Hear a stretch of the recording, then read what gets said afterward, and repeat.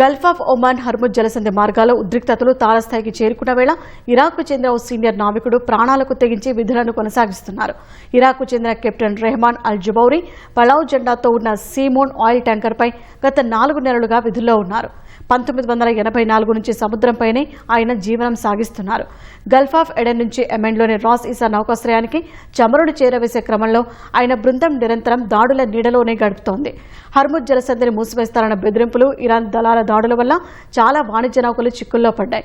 గత వారం Iran నౌకను America బలగాలు స్వాధీనం చేసుకోవడంతో ఈ ప్రాంతంలో ఉద్రిక్తతలు మరింత పెరిగాయి. గతేడాది యెమెన్ ఓడరేవులో ఉన్నప్పుడు వీరి నౌకపై బాంబు దాడి జరిగింది. ఆ సమయంలో ప్రాణాలకు తెగించి నౌకను సురక్షితంగా బయటకు తెచ్చినట్లు అల్ జుబౌరి వివరించారు. యుద్ధ భయం కారణంగా ఆయన బృందాలోని సిబ్బంది సంఖ్య 27 నుంచి 17కి పడిపోయింది. చాలా మంది ప్రాణభయంతో పని వదిలి వెళ్లిపోయారు. యుద్ధ భయంతో పాటు కుటుంబానికి దూరంగా ఉండటం తమను మానసిక ఒత్తిడికి గురిచేస్తోందని కెప్టెన్ ఆవేదన వ్యక్తం చేశారు. ఇంటర్నెట్ సౌకర్యం ఉన్నప్పటికీ 4 నెలలుగా ఇంటికి వెళ్లలేకపోవడం బాధాకరమన్నారు.